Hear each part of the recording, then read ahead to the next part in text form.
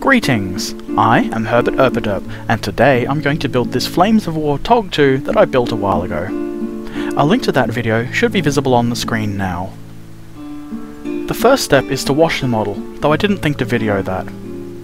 Then I attach the turret to a plastic shot glass with blue tack and superglue a paddle pop stick to the hull between the tracks. This is so I don't have to hold the model while I'm painting it.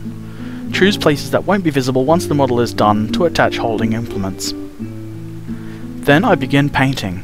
I get out my trusty airbrush and apply a nice coat of Vallejo Black surface primer. Make sure to get it everywhere. You should leave this overnight at least, but because I'm such a slacker, primed models usually sit for weeks. If you're the same as me, you should brush off the dust with a large soft brush before starting the next step, which is to apply base coats. I started with a layer of Vallejo Model Color Buff, which is close enough to the colour in the picture that I used as a reference. The next thing I did was add some Ivory to the buff and spray a highlight along the upper edges of the tank. It isn't really visible on the camera, and I think I was a little bit too subtle with it. I think if I were to do this again I would omit this highlight, or just use Ivory by itself. Now to mask a hard edge camo pattern before spraying the next colour. I decided to use Maskol liquid mask rather than trying to cut masking tape to the right shapes or paint it freehand. I used a toothpick to apply the Maskol fairly randomly. I did use the picture as a guide, but trying to get it exactly the same as the camo pattern on the picture would be incredibly difficult and frustrating. After the Maskol has been applied, leave it to dry for a little while, but not too long. The bottle says it must not be left for longer than 3 days. Now we're ready for the next step. Green paint. I airbrushed a coat of reflective green, being sure to spray from all angles, including downwards. And then I added another far too subtle highlight of reflective green mixed with Russian uniform. This is practically undetectable. Now remove the Maskol to reveal the buff colour underneath. I had to use tweezers to grip the bits of Maskol. Be careful not to scratch the paint if you also use tweezers.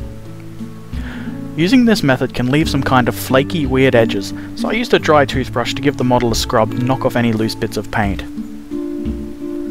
Next I did some dry brushing. I mixed some Russian uniform with Pastel Green, about 50-50, and very gently dry brushed the edges on the green paint. Go carefully and slowly so as to avoid the buff sections.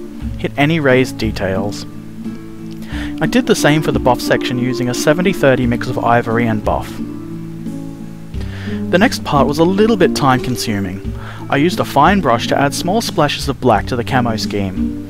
I had pondered on using Maskol to do this with the primer layer, but I figured it would just be easier to hand paint this. For the black I used primer because it was convenient, but you could use any black you like. Again, I used a photo as reference and applied random patches of black in a reasonably similar fashion without trying to be too exact. I think it turned out alright. Then I painted the tracks. Nothing too exciting here, just applying a layer of black grey to any visible sections of track.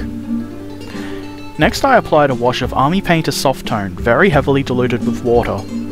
I would normally brush this on, but I decided to try airbrushing it this time. I'm pretty happy with the result. I'll probably do that again in future. Then Army Painter Dark Tone is added to the tracks. This is diluted about 2 parts water to 3 parts dark tone. When that is dry, I then do a dry brush of black grey, and then a lighter dry brush of Basalt grey, followed by Game Color Sepia Tone wash diluted 50-50 with water. I also put this along the bottom of the hull where those wheels are. This adds sort of a subtle dirty but cared for look. This tank is a museum piece, so it doesn't need to be too muddy or dirty. The next step is to brush on some gloss varnish. This can be airbrushed, but I always seem to get a better result with a brush.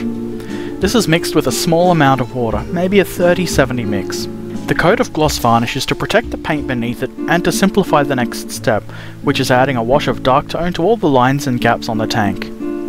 You can easily wipe the wash off if you make a mistake and the coat underneath won't be discoloured. I find doing this adds some depth and it makes the details pop a little bit more.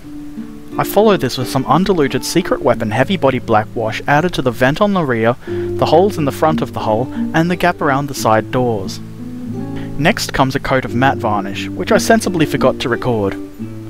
For a finishing touch I rubbed a 2B pencil along the raised parts of the tracks very gently to give a subtle shine. Probably not realistic for a static display tank, but in my mind the TOG is fully functional and drives around quite often. Remove the parts from their respective holding implements and we have one completed tank. I'm quite pleased with the result I got on this tank. It isn't 100% like the image I used as reference, but it's pretty good. It looks relatively clean, while still being kind of grimy with a slight used appearance. I didn't add any chipping effects just so it looked like it had been cared for. There is one mark on the front right of the hull where I had an unfortunate interaction with a steel ruler, but I managed to touch it up with some buff, a bit of sepia wash for rust, and a touch from my 2B pencil. I really like the TOG II, as silly a tank as it is.